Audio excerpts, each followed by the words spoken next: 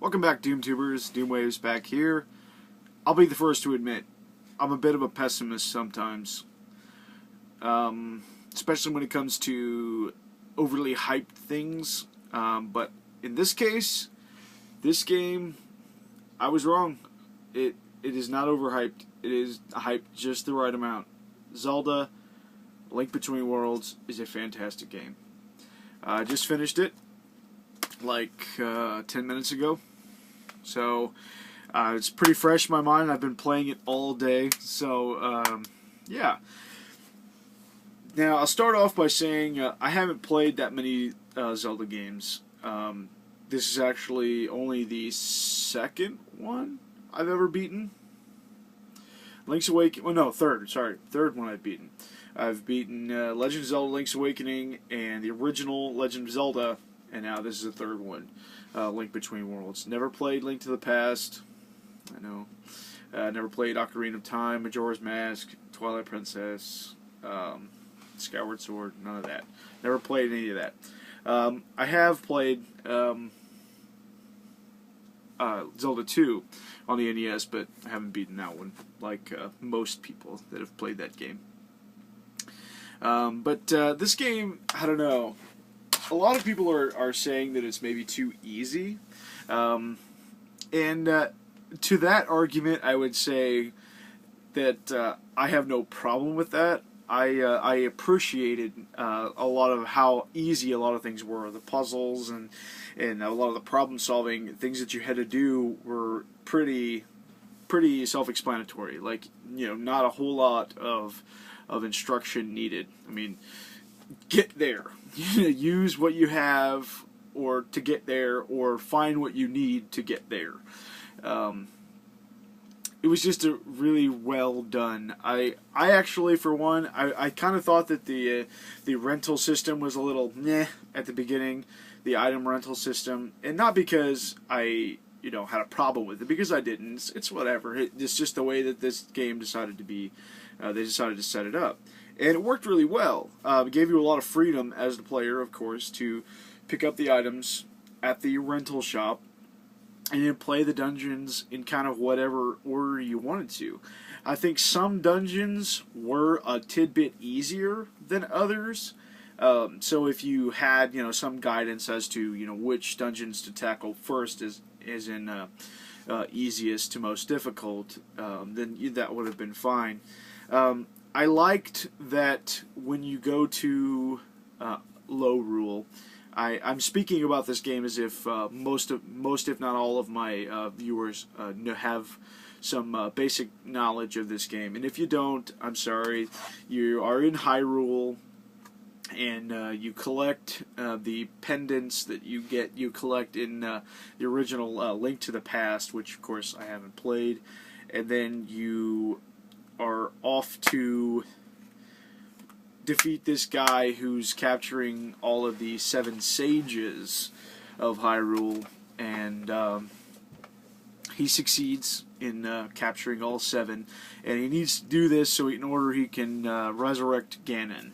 And so you're trying to stop him, obviously, and you fail. He resurrects Ganon and fuses himself with Ganon, and heads off into into another dimension. And this dimension is like the Dark World, or Low Rule, Hyrule, Low Rule. And I like that there's several portals scattered across Hyrule. It's up to you to find them. And each portal in Hyrule gives you access to a different area in Low Rule. You can't just go to Low Rule and run the gauntlet of the place. You have to. It's sectioned off and with cliffs and stuff. You can't get everywhere just by taking one portal. So I like that. It forces you to discover all the areas in Hyrule in order to discover all the areas in Low Rule. And there's 7 dungeons spread across the map, so you will spend a lot of time just kind of running around, picking up gems, and these little creatures that you collect I don't know how you say it. I've been just saying my because that's the way it looks. I don't know an actual pronunciation, but basically they're these little snail-looking things, and you collect these and you take them back to their mother in Hyrule, and for every 10 that you collect, she will upgrade one of your items if you own it. It can't be a rented item. Like you have to purchase it, and that's a good thing about the rental system too. And rupees are so abundant that you won't have any problem finding them. Like you won't have any problem renting the items. And then at some point in the game, you're also allowed to buy them. And you're asking if you're asking, well, why do you need to buy them ever if you can just rent them? Well, when you die in the game, your rented items go back to the shop, and you have to rent them again, which is only so much of a pain, because really the way that I played, I saved a lot, and if I died, just to save the hassle of having to go rent them again, not that it was really cost prohibitive, I just didn't want to have to go all the way back there and rent them, and then go back to where I was in the dungeon. So I would usually just quit game and, you know, go back to my last save, which really was never very bad. Like, it was, you know, usually about 5, 10 minutes, 20 minutes, not a lot. And this is the type of game, too, that once you've done something, once you've accomplished something one time, you'll have no problem doing it again the rest of the game, because everything is so repetitive. And so if you figure out the puzzle once, you'll remember how to do it the next time. So if you do die, and you don't want to continue and have to go rent your items again, then you'll just make up, you know, you can go back to your last save, and you'll blast through that section, you know, really fast. It is a very fast-moving game. That said, I took my time with it. I put 22 hours and 1 minute. Almost 22 hours on the dot in this game. I think obviously it can be beaten in less time. I took my time. I spent a lot of time looking for these Mai, because there's about 100 of them, I think, and I don't know what happens with the last 10, because I collected 90, and that upgraded all of my items that I was carrying. I don't know what the last 10 would have done. I'm tempted to go find out, since, you know, my last save is before I fought Ganon in the end, so I'm tempted. It's it's kind of tedious, because luckily, like, they do make a sound. They make like a chirping sound, like a cry, like meow, meow. It sounds like a mouse is actually what it sounds like. So you, like when you're walking by, if you're playing with the sound on, of course, which was partially my problem sometimes, was that I don't always play with the sound on. So, you know, a lot of them are hiding, like, under rocks and under bushes and in trees, and you gotta use your Pegasus boots and run at the tree and, you know, knock it out of the tree, and you can't always see it. So, I'm 10 shy of completing that part of the game, so I'm tempted to go back to my save and do some more hunting to find the last 10, and then go fight Ganon again and finish up the game.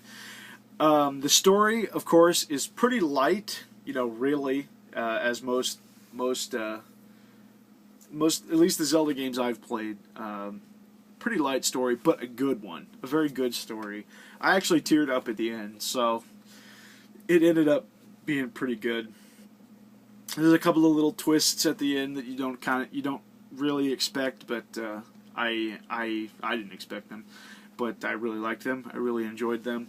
And all in all, I would definitely say, if you were a 3DS owner and an action game fan, even if you're not a huge Zelda fan, this is a really, really solid game for the 3DS. And yeah, I mean, a lot of people gave this game of the year last year, and rightfully so. I mean, it is a fantastic game. It's definitely, you know, up there for me. You know, it's still pretty early in the year. What is today?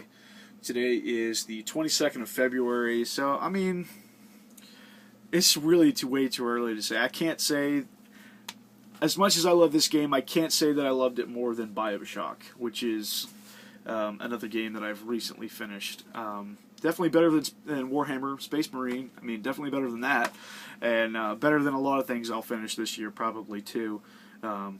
but it is a very, very, very good game. Seemed like there were some other things I was going to talk about. The painting, where you like sink yourself into the wall and become a painting. I heard somebody else talk about this. It is definitely excuse me. It is definitely the gimmick of this game. Is what makes this game unique to other Zelda games. Is that you can merge with the wall and solve puzzles and get around hard areas that you aren't supposed to be able to get to by sucking up to the wall and then walking along the wall. So it's definitely the gimmick of this game. But that said, once even the first time that you have to do it, you get this power, and the first time you have to put it to use in the dungeon, at least for me, it was so second nature. It was so easy.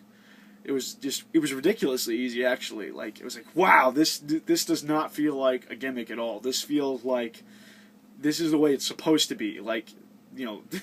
This feels so natural, so easy, and it was just a really easy concept to get behind. It was good. I really liked that mechanic a lot. Once again, I never played Link to the Past at length. I played the beginning of it a little bit. But from what I could tell, if you're familiar with the map of Link to the Past, somewhat, you're going to be pretty familiar with Hyrule in this game. Not so much Lorule, but Hyrule, you're kind of going to know about where things are, where Hyrule Castle is and stuff like that. It's going to be pretty easy to navigate.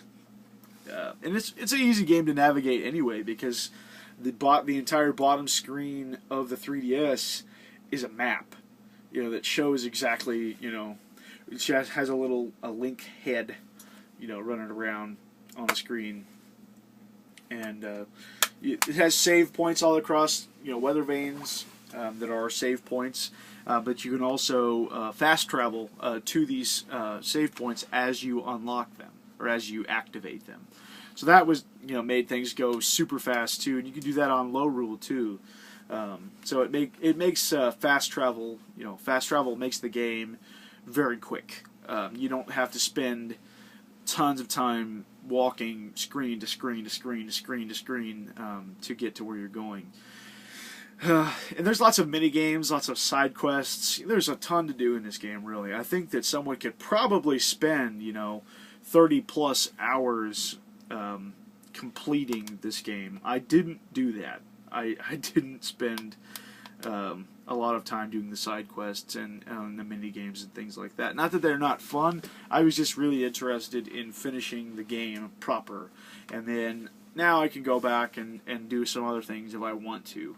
But who knows? I probably won't, actually. I'll probably just move on to something else. As much as I like this game, I'm not tired of it. I'm not sick of it. But I also don't want to get tired of it or sick of it. I like ending it on a very positive kind of a feeling, because this is just a brilliant game. It's got pretty much all of the classic Zelda things, as far as items and your armor upgrades. You start out with the green tunic, and then you upgrade to a blue, and then a red. That sort of thing. It's very classically oriented Zelda game for the 3DS. And if you are a 3DS owner and you don't have this game, seriously, check it out. It is a brilliant game. That's all I've got to say. Thanks for watching. D Waves out.